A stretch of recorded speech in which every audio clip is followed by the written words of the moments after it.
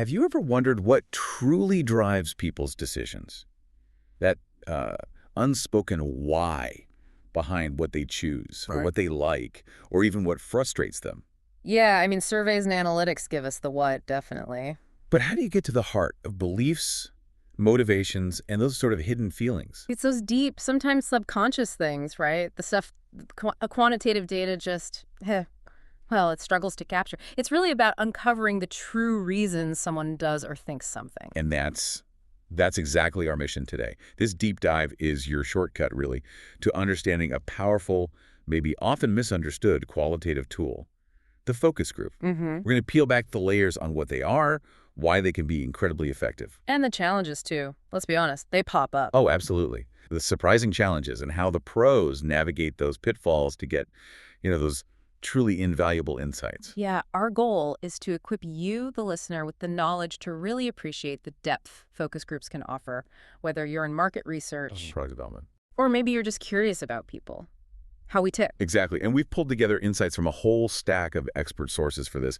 We're looking at things like 7 common problems when conducting focus groups, best practices for moderating, focus groups in marketing. There's also stuff on methodology, ethical challenges, even a handbook of consumer behavior. So it's pretty comprehensive. Should give us a good picture. Let's dive in. So, okay, if you had to boil it down, what is a focus group fundamentally? Our sources frame it as more than just a chat, right? It's a qualitative deep dive. Right. Forget just collecting numbers for a minute. Yeah. A focus group is essentially a qualitative fact-finding method. You get a small, carefully chosen group together. How small usually? Typically around 5 to 10 people. Yeah. Sometimes maybe up to 20, but smaller is often better for depth. Okay. And they're led by a skilled moderator to discuss a specific topic or issue. The big aim, getting rich insights into their opinions, attitudes, beliefs, behaviors. Yeah. The whole shebang. What strikes me is that emphasis on the qualitative nature. It's not about the data points. It's about exploring the subjective meaning, right, behind experiences. Precisely. And this method is brilliant because it helps reveal arguments, contradictions, and that subtle social context of perception. Stuff surveys or analytics might totally miss. Like what? Well, think about it. Someone might hesitate to voice a doubt on their own. But if they hear someone else bring it up in the group, suddenly they might chime in, agree, elaborate. Ah, okay. So the group dynamic itself reveals things. Exactly. It often paints a far more accurate picture of real objections or even excitement than you'd get just talking to people one-on-one. So when do you actually reach for a tool like this? Our sources lay out some pretty clear scenarios. Marketing research seems like a big one. Absolutely. Understanding consumer preferences, behavior, what drives purchasing. It's classic focus group territory. Consumer goods, services, you name it. And for new ideas too, right? Product development. Oh, gold standard. Getting feedback on new products, services, concepts, features, branding before you launch, or even during prototyping. It's a crucial reality check. It's not just about selling stuff, though. Evaluating programs, maybe, like healthcare policies or educational methods. Yeah, definitely. Assessing effectiveness. And in social sciences, too, exploring attitudes towards complex topics. Political campaigns use them all the time, for instance. I saw some specific triggers listed as well, like use them before launching new features when you're honing brand messaging. Testing, packaging, design, videos, headlines. Or figuring out barriers in new markets. Yeah, they're fantastic for that. Like, if you're refining your brand's voice, a focus group can instantly tell you if a phrase sounds fake or natural to your actual audience. This really gets to the core benefits for you, the listener. First, that depth of insight.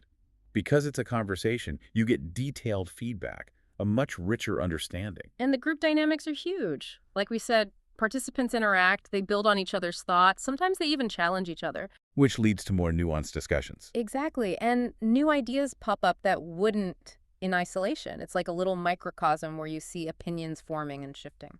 I'm also thinking about the practical side. They can be pretty cost-effective, can't they? And quicker sometimes than doing tons of one-on-one interviews. Generally, yes. Yeah. Especially for gathering that rich, qualitative stuff, and they give you a real-time space to test ideas before you pour serious money into them. What I find really unique, though, is how they help capture pure language. You get those immediate, unvarnished reactions. In the client's own words. Right. Capturing nuances that numbers just, they can't show you. Okay, so we've got a handle on what they are and why they're powerful. But like any tool, they're not all the same. They come in different forms, right? Especially now with technology. Great question. Yeah, they've definitely evolved. The most familiar is the traditional group. That's the classic in-person setup. People in a room, maybe a two-way mirror, moderator guiding things. Exactly. Then you have mini groups. Smaller, maybe 4 or 5 people, more intimate. Designed for really deep dives on very specific topics, almost like a clinical setting sometimes. And then the big one, online groups. Huge leap forward, yeah. Using video chat, obviously, smashes geographical barriers. You can get incredibly diverse participation from literally anywhere. And our sources say they're often cost-efficient, quicker, too. They can be, yeah. And not just for digital products either. You can show physical concepts on camera, too. Are there other, more specialized types? There are. Two-way groups are fascinating. One group actually observes another focus group. Wow. And then they discuss their observations as another layer of insight, kind of metacognitive. Interesting. Then dual moderator groups. 2 facilitators. One guides the chat, the other focuses purely on recording insights, body language, everything. Really thorough. Makes sense. And finally, client participant groups. This is where reps from the business actually sit in, engage directly, get those raw first-hand insights, can be really powerful for buy-in. Okay, lots of options. But, with any powerful tool, there are pitfalls. Focus groups can definitely throw some curveballs. What's like challenge number 1? Probably recruiting the right participants. It's huge. The problem isn't just finding people in the right demographic bucket. It's more than ticking boxes. Exactly. You need to vet their communication skills. Can they actually articulate their thoughts? You need the right mix for good group dynamics, and you need truly diverse perspectives, people who will actually contribute meaningfully. So how do you solve that? That's tricky. It takes work. Detailed screening surveys are key. Maybe include quick creative exercises or open-ended questions in the screener. To see how they think and express themselves. Right.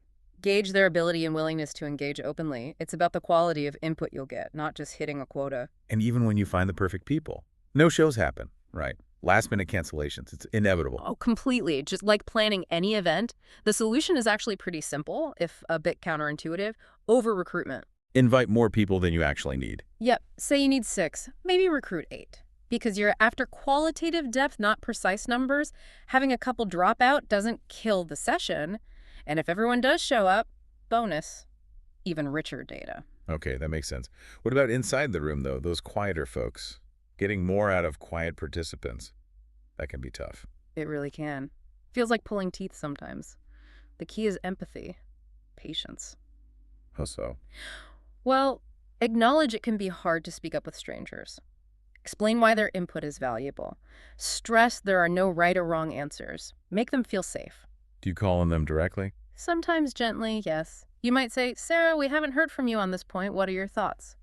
Offering a small extra incentive at the end can help, but usually just making them feel valued works wonders. Then there's the opposite problem. Disruptive participants. The ones who dominate the conversation.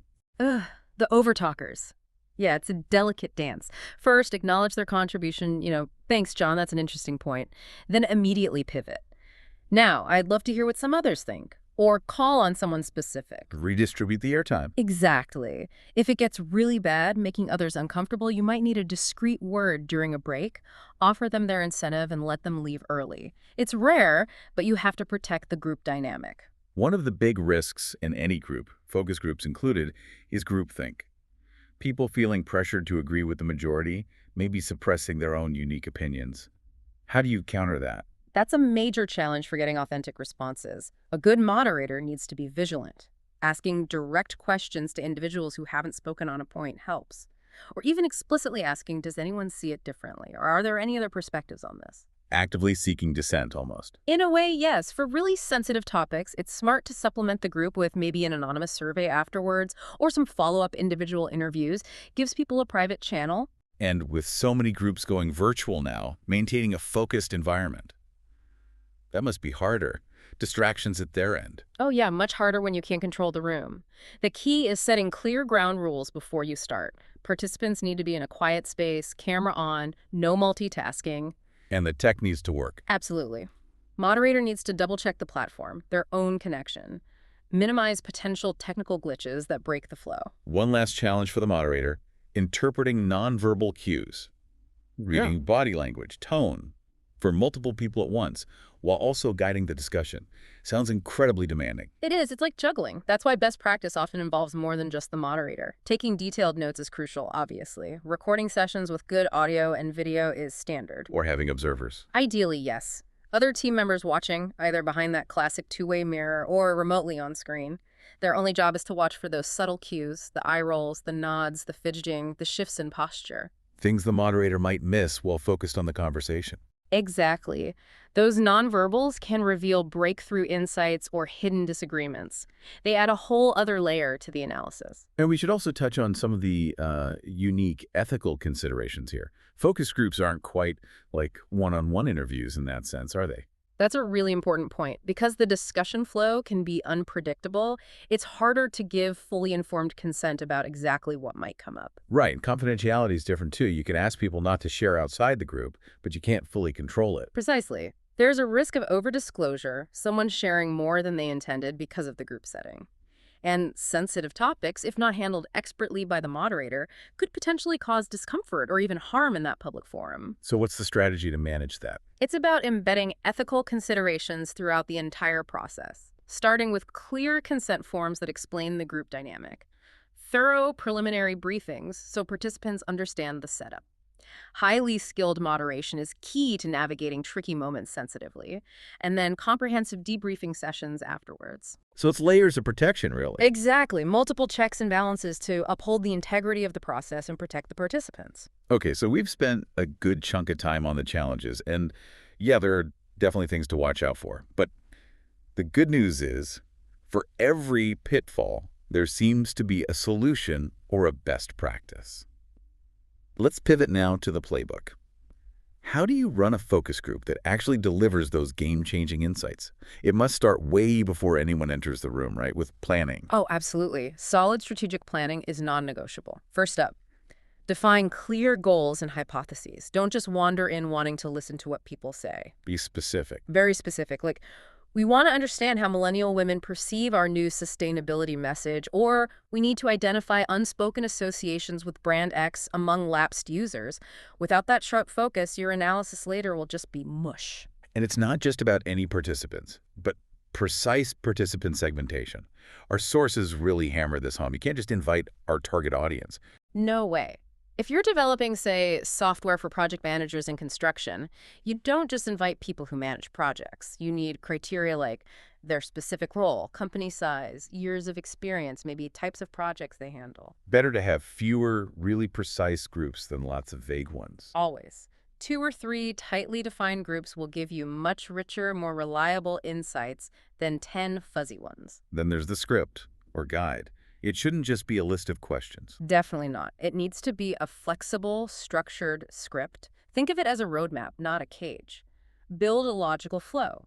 Start with easy warm-ups, move into the main topics, build in spots to show materials or provoke discussion. But leave room for detours. Crucially, leave room for surprises. Often the most valuable stuff comes from unexpected tangents. And don't forget incentives. You have to compensate people for their time. Vouchers, cash, free products. Whatever makes sense needs to reflect the time commitment. And if it's in person, definitely provide refreshments.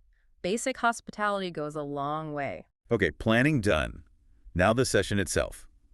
This seems like where expert moderation truly becomes an art form. A skilled moderator is make or break, aren't they? Totally. They have to listen actively, clarify unclear points, keep things on track, but know when to let it wander, make sure everyone gets heard. And manage those dominant personalities we talked about. Exactly. It's a lot to juggle.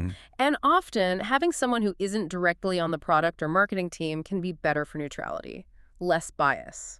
What should they do right at the start? Set clear expectations. Remind everyone of the purpose, how long it'll take, reiterate the points about anonymity or confidentiality, lay out any ground rules like one person speaks at a time, give them a chance to ask questions before you dive in, make sure everyone's comfortable. And then, guiding the conversation. There's a logical flow. Usually, yes. Start with icebreakers, get people relaxed, then move into easier, maybe fact-based questions, then gently transition into opinions, feelings, deeper stuff. When do you show them things like ads or prototypes? Introduce stimuli at the right moment, usually after you've explored initial thoughts, and always wrap up by summarizing key themes you heard and inviting any final reflections. Gives closure. And this brings us to careful questioning. This is so critical. Our sources are really clear. Use only open-ended questions. Avoid questions that suggest a right answer. Leading questions like, don't you think this feature is really innovative? Exactly. That just encourages people to agree. Instead, ask, what are your initial impressions of this feature? Also, avoid assumptive questions. What's an example of that? Instead of, how frustrated were you when the website crashed? Which assumes frustration. Ask, tell me about your experience when the website crashed. What were you thinking or feeling then? It opens the door for their genuine reaction, which might be frustration or maybe amusement or indifference. And here's the surprising one you mentioned. Be careful with why questions. I still find that counterintuitive. I know, it feels like the obvious way to get motivations. But asking why directly can make people defensive. They start trying to rationalize their behavior or feelings, which isn't always the same as the actual driver. So instead of, why did you choose that option? Try, what was going through your mind when you chose that option? Or what factors were most important to you in that decision? Focus on the what's and how of their experience and feelings. It often gets you closer to the real why without putting them on the spot. That's a huge tip. Really changes how you think about asking questions. Now, to get people comfortable sharing those feelings, our sources mention building rapport by mirroring. What does that involve? It's subtle stuff. Gently matching participants' language style, their pace of speech, maybe their volume, even their body orientation slightly. It creates an subconscious sense of connection, makes them feel understood, more willing to share. Without being creepy or obvious about it. Right. It's subtle. And while you're doing that, you're also observing beyond words, paying close attention to paralanguage speed, pitch, volume, and those nonverbal cues we talked about, facial expressions, gestures, eye contact. These often reveal more than the words themselves. Is their tone matching their positive words? Are they hesitant? It sounds like you also need to show genuine interest. Absolutely. Use people's names. Practice reflective listening. Paraphrase what they said to show you're getting it. So if I understand correctly, you felt. Use eye contact, nod. Show you value their contribution. But balance it. Don't be too agreeable. Exactly. Balance interest with professionalism to avoid courtesy bias, where they just tell you nice things because they like you or think that's what you want to share. And related to that, maintain neutrality.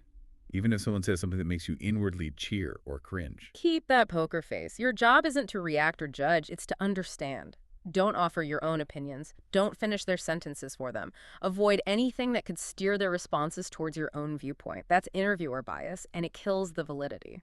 Sometimes you need to probe, though. Dig deeper. What are some techniques for that?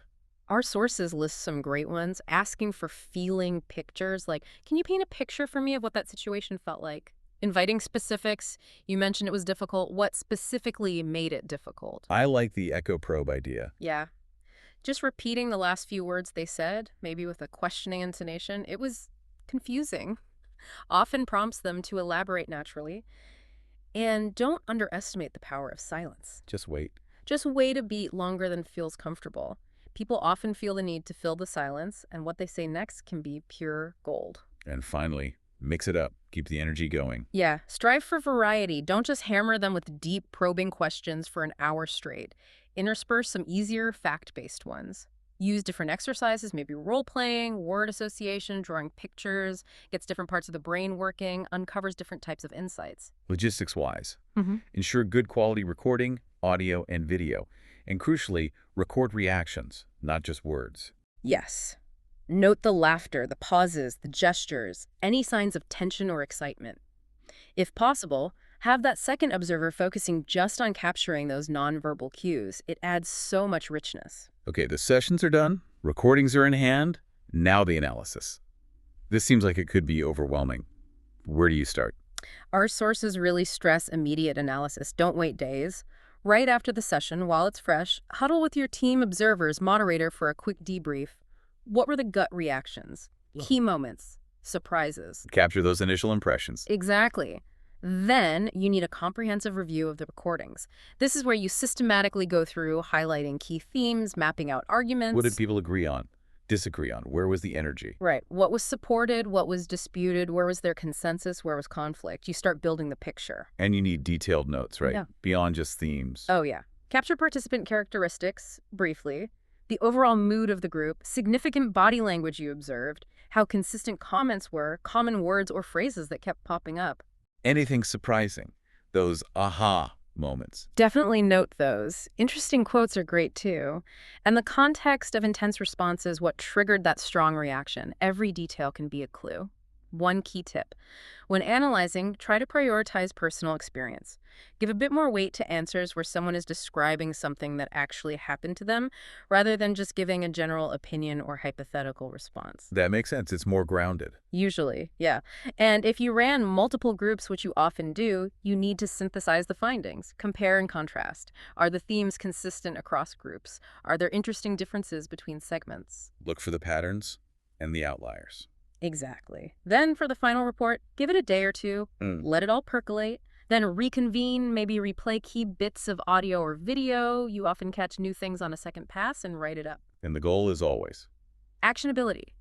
Draw clear conclusions. Make concrete recommendations tied back to those initial research objectives you set way back in the planning stage. What should the business do with these insights? Now, here's where things get really interesting in the modern context. We've talked about all this human effort, but AI in focus group analysis is here, isn't it? It absolutely is, and it's important to understand its role. AI doesn't replace the human analyst, but wow, it can speed up the initial processing and provide amazing structure. How so? What can it do? Well, think about transcription and key phrase extraction. AI can transcribe with high accuracy now, even identifying fillers, pauses, intonation shifts. And then it can automatically classify phrases. Classify them how? By emotion, is this positive, negative, neutral? By type, is this an objection, a rational argument, a suggestion? It helps you quickly grasp the sentiment and substance without manually coding everything. Okay, that saves a ton of time. What else? Topic clustering. AI can identify repeated ideas, similar ways of phrasing things, common themes, even across multiple groups. So it might quickly flag that, say, ease of use was a major positive for Group A, but lack of advanced features was a negative for Group B. Spotting patterns across segments instantly. Exactly. And then there's the really cutting-edge stuff. Emotional analysis. Algorithms trying to determine emotional responses, irritation, enthusiasm, mistrust based not just on words, but on vocal tone, facial expressions from video, even response speed. Wow, like an extra layer of perception. It kind of is. Unilever actually used AI facial and speech analysis to evaluate reactions to commercials, pinpointing exactly where viewers lost interest, or smiled, or showed irritation frame by frame. That's powerful. AI can also help with valuable, quote, identification, pulling out those really vivid, well-phrased quotes that are perfect for reports and presentations. Again, saving huge amounts of manual searching time. And this connects to the broader marketing strategy. Big time. AI can help build ideal customer profiles for more precise recruitment before the focus group. And the learnings from AI analysis can feed directly into strategy tools, content generators. Closing the loop faster. Right. The sources mention brands combining qualitative research with AI-driven segmentation, adapting campaigns 21% faster. That's a significant competitive advantage. But, and this is crucial, human oversight remains vital. AI isn't taking over completely. Not at all. The final interpretation, understanding the nuance, the context, the cultural references, the irony, the diplomatic phrasing, that all still requires human intelligence and empathy. AI is a hugely powerful assistant, but the researcher or marketer is still the one drawing the ultimate conclusions. Okay, so AI enhances, it doesn't replace. Got it. Now, despite all these benefits and techniques, focus groups aren't a magic bullet. They have limitations, risks we need to acknowledge. Absolutely. The first and most obvious is the small sample size. You're talking to maybe 6, 10, 20 people.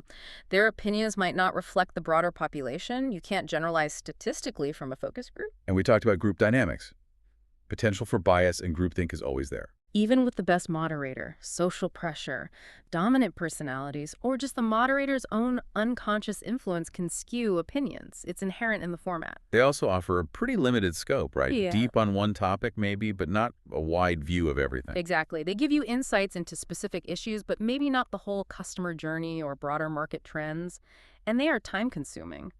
Recruitment, organizing, moderating, transcribing, analyzing. It takes significant effort. And the analysis itself, it's subjective to a degree. It inevitably is. How the researcher interprets themes and comments is influenced by their perspective. That's why team debriefs and clear objectives are important, but subjectivity is always a factor in qualitative research. Most importantly, maybe, they are not for quantitative validation. This is key. Their strength is discovery. Uncovering the unknown, generating hypotheses, exploring language, understanding the why. They are not designed to confirm hypotheses definitively or predict market share. They tell you what might be, not how many. Precisely. They're best used early in a process to inform quantitative research that can validate findings across a larger representative sample. To really bring this home, let's look at some real-world examples where focus groups made a difference. Domino's Pizza back in 2009 is a famous one. Oh, yeah.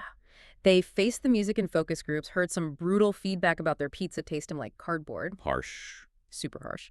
But they listened. It led to a complete product overhaul and that incredibly successful transparency campaign. Sales jumped like 16.5% afterwards. Listening paid off. Google too, right? With their visual redesign. Yeah, they used focus groups globally. Feedback showed people found the new icons too similar, confusing, especially on mobile. That direct feedback led to tweaks in the color palette and graphic elements for better readability. Small changes, big usability win. And Lego. Trying to figure out why teenagers were dropping off. The groups revealed it wasn't the bricks themselves, it was the positioning, perceived as childish. That insight directly spawned Lego Technic different look, different feel, aimed squarely at that older group. Problem solved. What about adapting to different cultures? Airbnb in Japan. Perfect example. Focus groups showed their typical Western messaging about trust and freedom felt intrusive or unsafe to Japanese users. They wanted messages emphasizing safety, clarity, structure. Airbnb changed their entire local strategy based on that. Huge potential misstep avoided. And Dove's Real Beauty campaign. Iconic stuff. Absolutely rooted in focus groups, gathering raw stories, feelings from women of all backgrounds. Those conversations unearthed the core insights that made the campaign so powerful and resonant. Huge ROI on that one. Even in B2B, like IBM using solution rooms. Right, similar idea. Discussing new digital interfaces with enterprise clients, they identified areas of mistrust or misunderstanding early, which saved them massive headaches and rework later in development. Now here's a fascinating counterexample. The Aeron chair by Herman Miller. Design icon now, right? Total classic. Revolutionized office chairs. But focus groups hated it initially. They said it was ugly, impractical. They did. It looked totally alien compared to big, padded executive chairs of the time. But Herman Miller trusted their design principles and launched it anyway, and it became a massive success. So what does that tell us? It shows that focus group feedback, while incredibly valuable, isn't gospel, especially for truly radical innovation. Sometimes the market can't articulate a need for something completely new. You need to interpret the feedback carefully and sometimes trust your vision. So wrapping this all up, Wow. you can really see how focus groups are so much more than just, casual chats. Definitely. They're a meticulously crafted tool, a way to dive deep into that why behind consumer behavior. Revealing hidden objections, emotional triggers, the actual language people use, stuff that really drives choices. And understanding those dynamics gives businesses a significant edge, a real competitive advantage, if done well. And as AI comes in to help with the heavy lifting of analysis. That human element crafting smart questions, moderating with empathy, interpreting the complex, nuanced insights that becomes even more vital, the combination is powerful. So here's a final thought for you, the listener. Think about the group discussions in your own life. At work, with friends, in your community. How might understanding these dynamics, we've talked about the subtle cues, the risk of groupthink, the art of drawing out every voice, how might that empower you to gain deeper insights and foster more meaningful connections in your own interactions?